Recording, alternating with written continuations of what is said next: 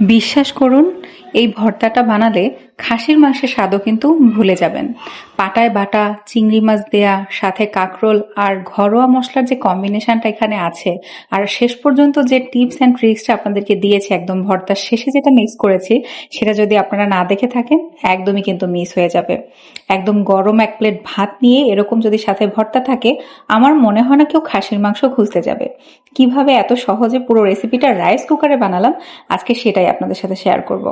আসসালামু আলাইকুম। রাজিয়াস কুকবুকের আজকের রেসিপি রাইস কুকারে সবচেয়ে বেস্ট কাঁকরোল ভর্তা। আচ্ছা, প্রথমেই হচ্ছে আমরা 1 টেবিল চামচের মতো সাদা তেল গরম করে তার মধ্যে 1 কাপের মতো চিংড়ি মাছ দিয়ে দিলাম।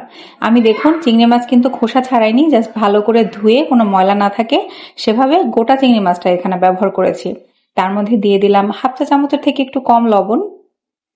এই যে চিংড়ি মাছটা আপনারা চাইলে কিন্তু খোসা ছাড়িয়েও ব্যবহার করতে পারেন, কিন্তু চিংড়ি মাছের কিন্তু পুরোটাই খাওয়া যায় এরকম ছোট চিংড়ি যেটা থাকে। তো আমি হচ্ছে এই জন্য এই ধরনের ভর্তা বানালে সবসময় পুরো গোটা চিংড়িটা দিয়েই হচ্ছে বানানোর চেষ্টা করি। এতে আমার মনে হয় যে টেস্ট আরো বেশি বেটার হয়। এই যে চিংড়ি মাছটা দিয়ে লবণটা একটু ভালো করে মিক্স করে জাস্ট এরকম আমরা একটু আস্তে ধীরে এটাকে নেড়ে চেড়ে একটু ভাজা ভাজা করে নেব। যেহেতু রাইস কুকারে বানিয়েছি, এটার সুইচটা কিন্তু একটু পোড়া পোড়া লাগলেই হচ্ছে বন্ধ হয়ে আসে। তো আপনারা তখন একটু অপেক্ষা করে সুইচটা আবারও কিন্তু অন করে দেবেন। মিনিট খানেকের মতো হচ্ছে চিংড়ি মাছটা ভাজার পর যখন একটু এরকম কালারটা লাল লাল হয়ে আসবে, তখন এটাকে এক সাইডে রেখে আমরা আরেক পাশে হচ্ছে বাকি কাজগুলো করব। প্রথমেই দিয়ে দিলাম এখানে 5টার মতো শুকনা মরিচ। এই মরিচটার ঝালটা হচ্ছে মিডিয়াম। আপনারা যদি ঝাল আরো বেশি খান তাহলে হচ্ছে বাড়িয়ে দিতে পারেন। আমি মনে করি যে আমি যতটুকু পরিমাণে আজকে ভর্তা বানাচ্ছি, সেজন্য এই মরিচ আর সাথে তো আমরা কাঁচা মরিচও ব্যবহার করব, দুটো মিলে একটা পারফেক্ট স্ট্যান্ডার্ড ঝাল হয়েছে। আপনারা যদি বেশি খেতে চান ঝাল তাহলে বাড়িয়ে দিতে পারেন, তবে এর চেয়ে কম দিলে কিন্তু ভর্তা আর মজা লাগে না। ভর্তা কিন্তু একটু ঝাল লাগলেই আমার মনে হয় যে খেতে জিনিসটা বেশি মজা হয়। এরপরে আমরা কি করব, এই যে প্রায় 4-5টার মতো কাঁচামরিচ, একটু চাইলে আগাটা ভেঙে দিতে পারেন, নইলে মাঝখান থেকে আমি যেভাবে দিয়েছি এভাবেও 2 ভাগ করে দিতে পারেন, তাহলে হচ্ছে মরিচটা ছিটে ওঠার সম্ভাবনাটা কম থাকে। এই যে ভালো করে আমরা হচ্ছে চিংড়িগুলো মাঝে মাঝে একটু নেড়ে দেব, আর পাশাপাশি মরিচগুলোকেও একটু ভাজা ভাজা করে নেব। এর মধ্যে এখানে দিয়ে দিলাম প্রায় 1 মুঠ পরিমাণ দেশি রসুন, জাস্ট কুচি কুচি করে কেটে আমি ব্যবহার করেছি। আপনারা চাইলে খোসা ছাড়িয়েও ব্যবহার করতে পারেন, কিন্তু আলটিমেটলি যেটা বেটেই ফেলবো এই জন্য আমি আর খোসা ছাড়ানোর ঝামেলায় যাইনি। এরপরে এর সাথে অ্যাড করে দিলাম হচ্ছে মিডিয়াম সাইজের 3টা পেঁয়াজ, আমি কিউব কিউব করে কেটেছি। এতে আমার মনে হয় একদম কুচি করে ব্যবহার করার চেয়ে এরকম দিলে ভর্তাটা একটু জুসি জুসি একটা ভাব থাকে, অনেক বেশি রাফ হয়ে যায় না। তো সেই জন্য ভর্তায় নর্মালি আমি বাটা টাইপের যে ভর্তাগুলো হয় তাতে এরকম কিউব করে পেঁয়াজটা ব্যবহার করি, এটার জন্যও কিন্তু টেস্ট অনেকটাই বেড়ে যায় আমি মনে করি। আচ্ছা, এখন হচ্ছে এই যে পেঁয়াজ রসুন আর মরিচগুলো আমরা একটু জাস্ট নেড়ে চেড়ে মিনিট খানেকের মতো একটু কাঁচা ভাবটা চলে যাবে এরকম একটু নেড়ে চেড়ে একটু ভেজে নেব। এই যে জাস্ট 1 মিনিটের মতো একটু ভেজে নিলেই হবে, এর বেশি দরকার হবে না। এই যে ভালো করে এটাকে নেড়ে চেড়ে আমরা হচ্ছে মিক্স করে দিয়ে এখন অ্যাড করে দেবো কাঁকরোল।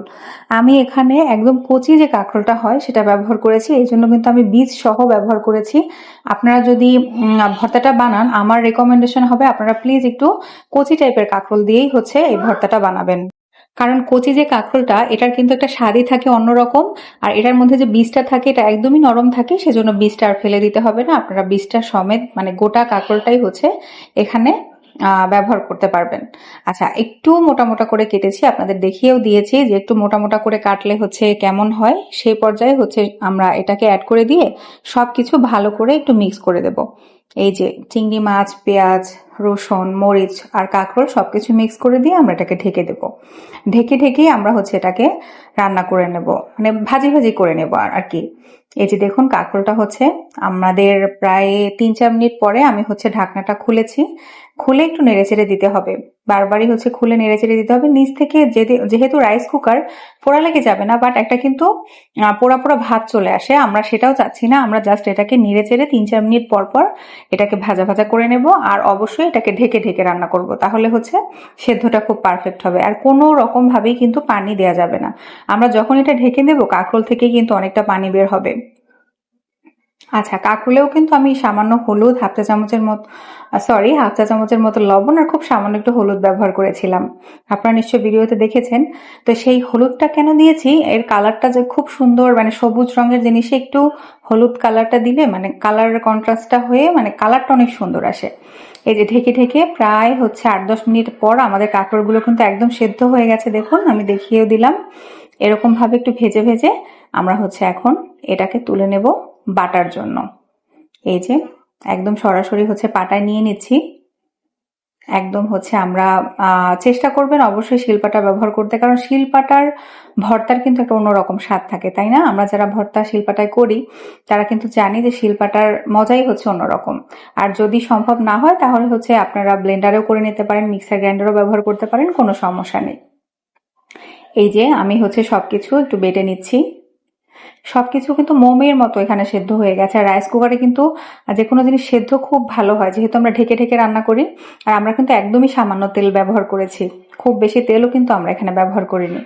দেখুন বাটা হয়ে গেলে তারপর আমরা কি করব, এখানে একটা পেঁয়াজ কুচি করে জাস্ট মিক্স করে দিলাম। আর দেবো 1 টেবিল চামচের মতো সরিষার তেল। কারো যদি কাঁচা পেঁয়াজ পছন্দ না হয় তারা অ্যাভয়েড করতে পারেন, তবে সরিষার তেলটা দেওয়ার চেষ্টা করবেন। তাহলে হচ্ছে ভর্তার একটা অন্যরকম টেস্ট আসে, যেটা খেতে অনেক মজা হয়। এ পর্যায়ে লবণটাও চেক করে নেবেন। আমি যতটুকু বানিয়েছি তাতে লবণটা একদম ঠিক আছে, আমাকে আর অ্যাড করতে হয়নি। আপনারা চেক করে নেবেন যে সবকিছু ঠিকঠাক আছে কিনা। এই যে ভর্তা আমাদের বানানো রেডি। এখন হচ্ছে ভর্তা বানাবো আর মানে পাটায় ভাত মেখে খাবো না তা তো হয় না। জাস্ট অল্প একটু ভাত নিয়ে আমি জাস্ট পাটাটায় হচ্ছে মেখে ভালো করে ভর্তাটুকু খেয়ে নিলাম। আর হচ্ছে এই স্বাদের জিনিসটা কেউ কিন্তু পাটায় মানে ভর্তা করলে মিস করবেন না, দারুণ মজার হয়, আলহামদুলিল্লাহ দারুণ মজার। এই যে খাওয়া দাওয়া শেষ চেটেপুটে, আর এই সবার জন্য রেখে দিয়েছি, পরিবেশনও করে দিলাম। কত সুন্দর একটা কালার এসেছে তাই না? 1 প্লেট গরম ভাত আর হচ্ছে এরকম যদি ভর্তা থাকে, আমি বলতে পারি আসলেই আপনারা খাসির মাংসের স্বাদকেও কিন্তু ভুলে যাবেন। আর ভর্তার স্বাদ বাঙালির কাছে অন্য কোনো কিছুর সাথে কিন্তু তুলনা হয় না, একদম পারফেক্ট। আজকে এ পর্যন্তই। আল্লাহ হাফেজ।